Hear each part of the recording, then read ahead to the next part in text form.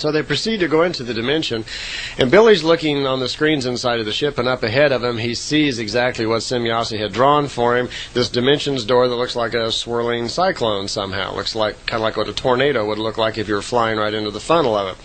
And as he's looking into the dimensions door, he sees the other dimension up in front as he's looking. And if he turns around and looks just behind him out the back of the ship, he would see the present-day Earth. So at one particular point you would see both, the dimension that we are in and the dimension that he would fly into. They fly on into that, and as they get inside, she's explaining to him about the 3 different Earths that are present in there.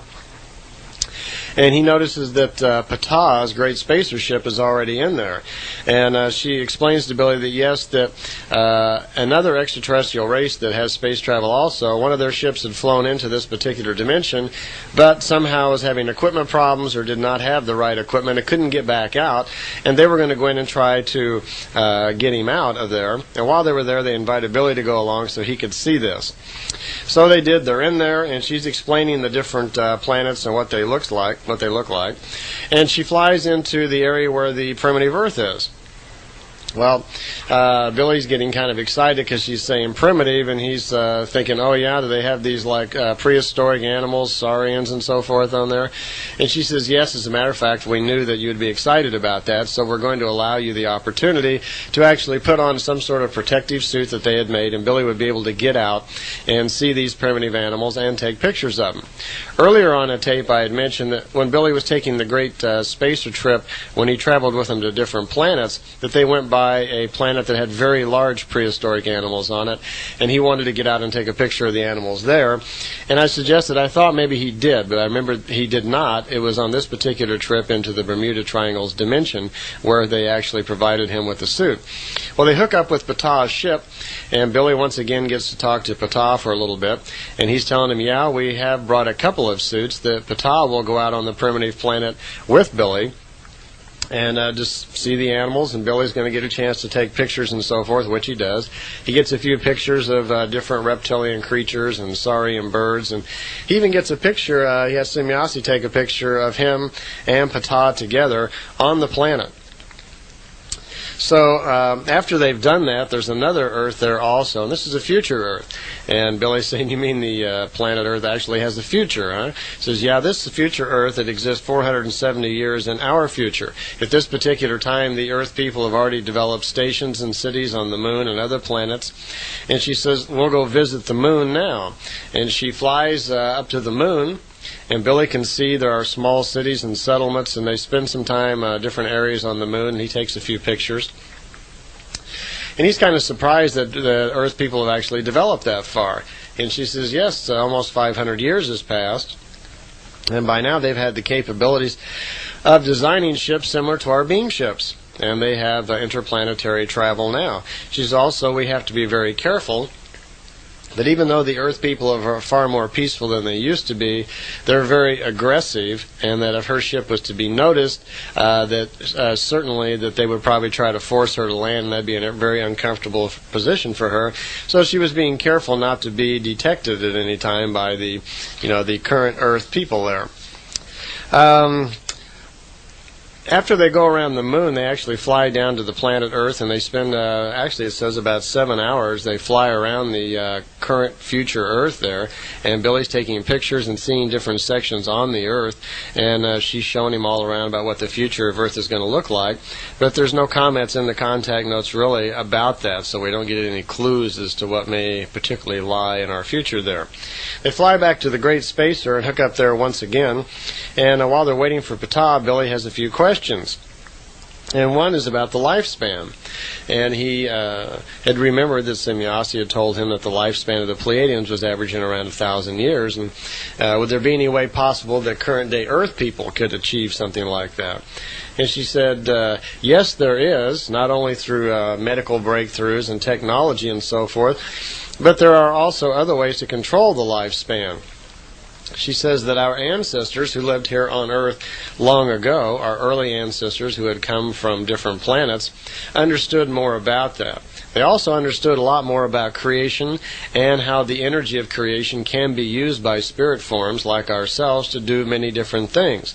And lifespan was one of the things that was possible.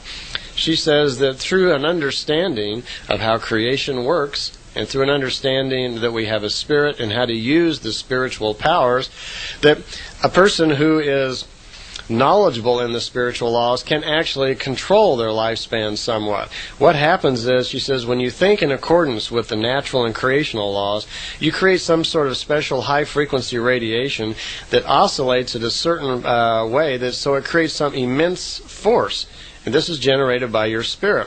And this force that you generate yourself by the way that you think influences the cells of your body, and you live a lot longer. That our early ancestors here, living back previous to 10,000 years ago, were averaging, like I said, over 1,007 years of age. So definitely something there for us to try to work on. One of the problems with religion is that it keeps this from happening. Since religion does not teach about what the spirit is and the power of your own personal spirit, that we're never going to stumble onto that or, develop those sort of abilities through religion. She says that the Earthman must also become aware of the fact that how you think is how you feel and how you look. That most all of our illnesses on Earth are created by virtue of how we think. If you think negative and destructive, then you will create yourself to looking poorly and you will get sick easily. However, if you think very positively and are of a balanced spiritual type person, you will live longer and you will look better. Also, on the Plejaren worlds, they don't have large cities, and one of the main reasons is that it's not conducive to the right kind of energy. If you have a large mass of people in a large city area like we do, for instance, in Los Angeles, that will shorten your lifespan because of all the thoughts that are released. We know, living just here in the Los Angeles area with all the problems in the inner city and all the anger and so forth that goes on in this town, that those thoughts are being released, and they do have effect on all of us. As evidenced in nature, she drew attention to the fact that iron normally doesn't rust on its own. We think that iron just naturally oxidizes from the oxygen. But she says actually thought has a lot to do with it, that iron will rust, different levels of rust at different parts of the world depending on how the people in that area think. And I thought about that, and that's true. There is iron in certain places in India, in those areas, that does not rust. They have iron poles and construction there that's been there for several thousand years and no rust on those at all. But iron rusts pretty good here in Los Angeles. Also, precious stones, crystals, and things like that we have to be more careful with because they are more powerful at storing negative energies, and they can be harmful and destructive to individuals also. Correct thinking isn't necessarily like being very positive about things, and it isn't being real negative about things. Correct thinking is being a balanced thinker, being able to control your thoughts so you don't get real positive or real negative. Billy had a couple of questions, too, about Hyperboreans, that he had heard that a certain race of people called Hyperboreans were living under Mount Shasta in California, and wanted to know if that was true, if there really was a race called Hyperboreans. He had read that during the time of Enoch that these extraterrestrials had come here and wanted to know where they lived. And she said, yes, that's true, that there are Hyperboreans living under Mount Shasta in Northern California, as well as the Aleutian Islands and up in Alaska. The Hyperboreans originally, when they came here, lived in the area that now we call Florida, which is one of the states, of course, here in the United States. At that time, though, the Earth was in a slightly different position. If you can imagine the Earth, for instance, is looking down at it and see where Florida is, and then if you suddenly roll the planet up, so Florida moved up to where Greenland is right now, that's the position that the planet was in back in those particular times. It was up in the area where Greenland is now. Greenland itself was the North Pole at that time.